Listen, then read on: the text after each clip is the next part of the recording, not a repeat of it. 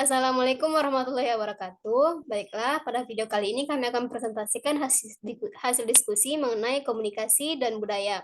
Kami merupakan kelompok 4 yang beranggotakan saya sendiri, Ismayani dengan NIM 1 S1 22172, Kak Engla Rizky Ramadhani dengan NIM 1 S1 20020, Ayu Friska Purba dengan NIM S1 S1 22058, dan Tia Marcelin dengan NIM S1 S1 22108. Di sini merupakan mata kuliah Komunikasi Bisnis dan Teknis dengan dosen pengampu Ibu Miranti Yudhistira SSI MKOM. Oke. Yang pertama yaitu komunikasi lintas budaya. Menurut Wikipedia, komunikasi lintas budaya adalah proses di mana dialihkan ide atau gagasan suatu budaya yang satu kepada budaya yang lainnya dan juga sebaliknya. Dan hal ini bisa antar dua kebudayaan yang terkait ataupun lebih. Tujuannya untuk saling mempengaruhi satu sama lainnya. Baik itu untuk sebuah kebaikan kebudayaan maupun untuk menghancurkan suatu kebudayaan, atau bisa jadi tahap awal proses akulturasi atau penggabungan dua kebudayaan yang atau lebih yang menghasilkan kebudayaan baru. Dan menurut Didi Haryanto dalam buku Ajar Komunikasi Lintas Budaya tahun 2020, komunikasi lintas budaya dipakai untuk menjelaskan makna komunikasi antar budaya yang tidak terbatas oleh konteks geografis, ras, dan etnis. Maka lebih terfokus pada hubungan komunikasi antar bangsa dengan tidak memunculkan kultur baru seperti dalam kajian antar budaya. Yang kedua yaitu tujuan dari pembelajaran komunikasi lintas budaya. Dikutip dari buku Komunikasi Lintas Budaya oleh Nikmah Suryandari tahun 2019, ada beberapa tujuan dari pembelajaran komunikasi lintas budaya ini. Adalah untuk mengembangkan kepekaan antar budaya dan kesadaran, belajar untuk melihat, menganalisis, dan menyelesaikan masalah, dan perspektif perbedaan budaya. Yang kedua yaitu menumbuhkan sikap antar budaya yang meliputi toleran, hormat, ingin tahu, dan empati terhadap budaya lain. Yang ketiga, memperoleh pengetahuan budaya, baik budaya umum dan budaya tertentu, memberikan perhatian khusus pada unsur-unsur budaya yang tak terlihat, yang seperti sebagian tersembunyi dari gunung es. Yang terakhir yaitu mengubah kesadaran, sikap, dan pengetahuan kita menjadi kompetensi dan untuk mengembangkan fleksibilitas dan kemampuan beradaptasi dalam komunikasi antar budaya. Selanjutnya itu fungsi komunikasi lintas budaya yang akan disampaikan oleh rekan saya, Ayu Friska Purba. Kepada Ayu, dipersilakan. Terima kasih kepada moderator. Saya akan melanjut fungsi komunikasi lintas budaya. Berdasarkan dari Samover, Pertel, dan MC Daniel tahun 2009 menyatakan fungsi komunikasi dalam komunikasi lintas antar budaya adalah sebagai berikut. Yang pertama, mendapat pengetahuan yang luas mengenai komunikan yang mencakup dari keseluruhan latar belakang sosial budaya. Yang kedua, memenuhi kebutuhan tiap individu dalam hal ini untuk merasa senyaman saat berkomunikasi. Yang ketiga, membentuk identitas pribadi atau komunikasi tidak hanya berguna untuk mendapatkan informasi dan memenuhi kebutuhan pribadi, namun juga berperan dalam menentukan dan mendefinisikan identitas sosial. Yang keempat, mempengaruhi sikap dan tindakan orang lain. Komunikasi juga dapat digunakan untuk memengaruhi dan merubah perilaku orang lain.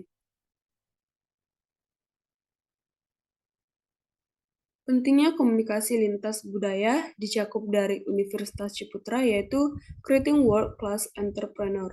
Yang pertama, meningkatkan kerjasama internasional dalam dunia bisnis, politik, dan akademik. Berbagai negara harus bekerja sama untuk mencapai tujuan dan mengurangi kesalahpahaman dan meningkatkan kerjasama. Yang kedua, mengurangi konflik dan meningkatkan toleransi.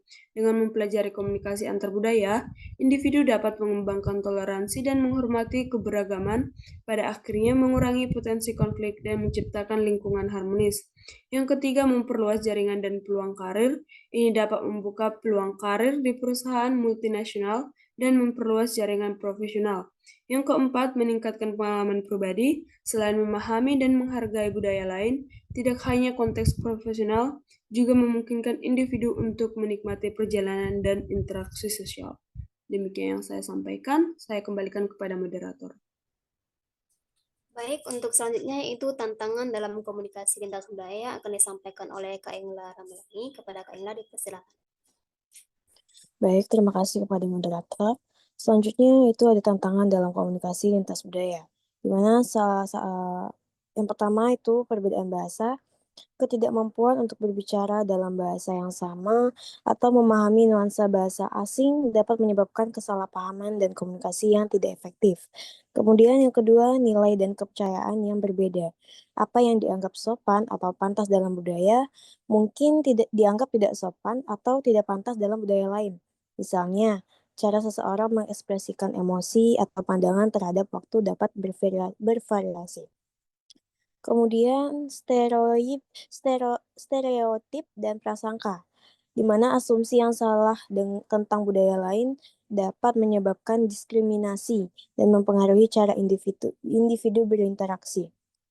Dan yang terakhir, gaya komunikasi yang berbeda. Gaya komunikasi termasuk tingkat langsung atau tidak langsung, formalitas, dan penggunaan bahasa tubuh, berbeda antara budaya. Dan yang selanjutnya, hubungan antara komunikasi dan budaya. Dikutip dari buku ajar komunikasi lintas budaya oleh Nikmah Suryandari 2019. Budaya tidak hanya mempengaruhi komunikasi, tapi memainkan peranannya melalui komunikasi. Sehingga ketika budaya tersebut masuk ke ranah komunikasi, budaya juga dipengaruhi oleh komunikasi. Ada 3 paradigma ilmu pengetahuan yang mengkaji keterkaitan antara budaya dan komunikasi, yaitu positivis, interpretif, dan kritis. Hubungan antara budaya dan komunikasi amat kompleks. Sebuah perspektif dialektis mengasumsikan bahwa budaya dan komunikasi saling terikat dan timbal balik. Artinya, budaya mempengaruhi komunikasi dan sebaliknya. Dengan demikian, kelompok budaya mempengaruhi proses di mana persepsi realitas diciptakan dan dipelihara. Semua masyarakat di semua tempat setiap saat menampakkan pandangan mereka sendiri tentang realitas dalam apa yang mereka lakukan. Seluruh proyek budaya mengisi realitas model kontemporer. Baik, mungkin hanya itu yang dapat saya sampaikan. Selanjutnya saya kembalikan ke moderator. Baik, untuk selanjutnya mengenai contoh nyata dari komunikasi lintas budaya yang akan disampaikan oleh Tia Marcelin kepada Tia, dipersilakan. Baik, terima kasih kepada moderator. Selanjutnya di sini saya akan memberikan salah satu contoh nyata komunikasi antar budaya di Indonesia. Nah, dikutip dari jurnal penelitian oleh Putri Ayu dan kawan-kawan dengan judul penelitian yaitu peran komunikasi antar budaya dalam mengatasi hambatan sosialisasi program pemerintah di wilayah multikultural. Ini merupakan salah satu contoh penerapan komunikasi antar budaya.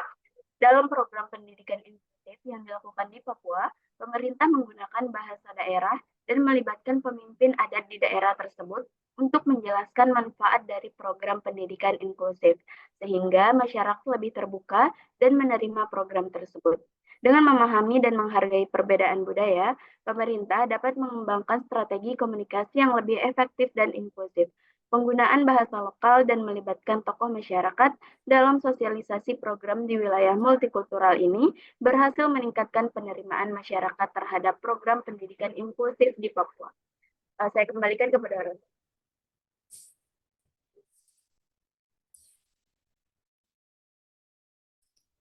Baik, mungkin sekian penyampaian diskusi mengenai komunikasi lintas budaya dari kelompok kami. Semoga dengan adanya diskusi dan penyampaian materi ini dapat menambah wawasan kita mengenai komunikasi lintas budaya. Saya selaku moderator meminta maaf apabila ada penyampaian kata ataupun kalimat dalam presentasi ini. Saya akhiri. Assalamualaikum warahmatullahi wabarakatuh.